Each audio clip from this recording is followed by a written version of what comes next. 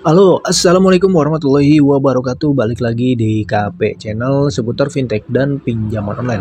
Oke teman-teman, di video kali ini gue akan ngebahas lagi ya aplikasi pinjaman online legal yang berizin OJK. Itu adalah aplikasi Akulaku. Nah, di sini gue akan ngebahas lebih spesifik lagi tentang gagal bayar di aplikasi Akulaku teman-teman. Karena ada nasabah yang gagal bayar di aplikasi Akulaku, ini tepatnya di Dana Cicil. Tapi untuk sampai sekarang belum disamperin DC lapangan dengan total nilai tagihan 8 juta teman-teman. Nah untuk penjelasannya simak video berikut ini. Oke teman-teman, ini ada salah satu kasus dari kawan kita di mana dia gagal bayar di aplikasi Akulaku ya dengan nilai total 8 jutaan selama kurang lebih 5 bulan. Tapi sampai sekarang belum disamperin DC lapangan. Yang kita tahu sendiri bahwa Akulaku ini adalah salah satu perusahaan yang besar ya. Salah satu perusahaan pinjol legal yang sudah diawasi oleh OJK dan ARPI ya. Untuk DC lapangannya pun dia merata ya. Ini pengetahuan gua ya. Karena memang dari beberapa kasus yang gagal bayar di aplikasi Akulaku itu telat 1 bulan atau maksimal 3 bulan lah. Itu ya bakal didatangin DC lapangan ya. Untuk tagihannya itu 500 pun didatengin DC lapangan. Tapi beda halnya dengan kasus kawan kita ini. Dia gagal bayar 8 juta selama kurang lebih 5 bulan, tapi belum didatengin DC lapangan. Ya. Mungkin ada beberapa faktor yang menyebabkan DC lapangan Akulaku enggan menagih nasabah ini teman-teman. Ya. Ini menurut gua ya, ini menurut pandangan gua, kemungkinan ya. Ini ada beberapa faktor teman-teman. Yang pertama itu adalah lokasi teman-teman ya. Biasanya lokasi kantor dengan lokasi peminjam atau nasabah yang gagal bayar itu sangat jauh dan di pelosok ya. Ini kemungkinan DC lapangan enggan menagih nasabah tersebut. Karena iya kalau dapat ditagihnya, kalau nggak dapat kan cuma olok-olok bensin aja ya. Nyatanya kan dari beberapa pengalaman atau dari beberapa kasus itu seperti itu teman-teman ya.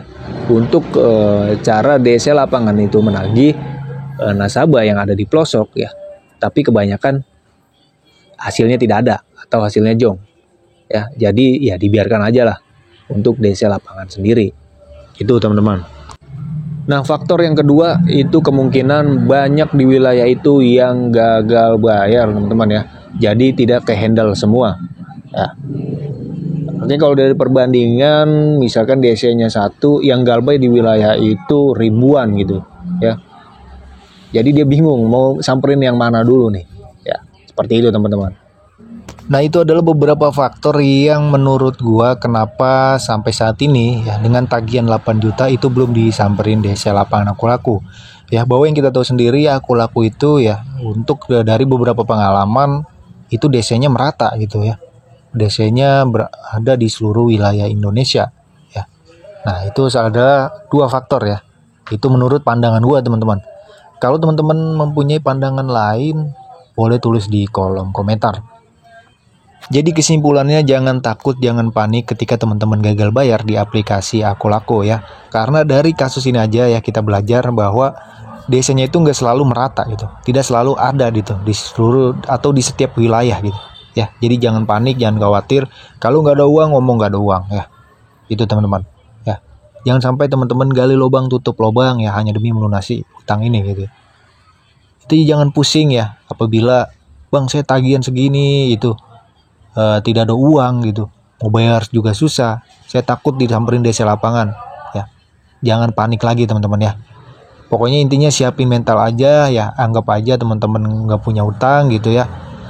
Lebih baik galbay daripada gali lubang tutup lubang ya. Nah lalu tidak ada yang aman ya ketika kita gagal bayar. Tentunya harus ada resiko-resiko yang kalian harus hadapi ya. Mungkin dari DC lapangan aman, tapi dari teror WA terus-menerus itu tetap ya, atau ancaman atau intimidasi atau menelpon di luar kontak darurat itu bisa saja terjadi teman-teman. Ini yang harus kalian perhatikan. Jadi teman-teman jangan berpikiran wah udah aman nih ya. Kita juga harus tahu juga nih resikonya apa ya. Kita harus ibaratnya mempunyai pondasi ya, yaitu adalah mental yang kuat. Jangan sampai kita tertindas oleh teror-teror dari debt collector Akulaku ini. Dan kemudian resiko selanjutnya ya itu di BI checking ya. Kalau BI checking ya, atau blacklist dari bank itu di Akulaku sendiri memang adanya BI checking karena Akulaku ini adalah perusahaan yang besar yang bergabung dengan bank juga teman-teman. Ya, untuk kasus-kasus juga bahwa Akulaku ini ya memang untuk BI checkingnya atau Slik OJK-nya itu dia sangat rajin teman-teman. Dia sangat rajin melaporkan ke OJK, Otoritas Jasa Keuangan. Karena memang Akulaku ini adalah perusahaan yang besar dan perusahaan yang bergabung dengan bank yang lain juga. Ya, jadi nggak heran untuk Slik OJK itu teman-teman dapat BI checking ketika gagal bayar di aplikasi ini dan tidak bisa meminjam di pinjaman online atau fintech manapun karena sudah terdaftar atau terblacklist di BI checking.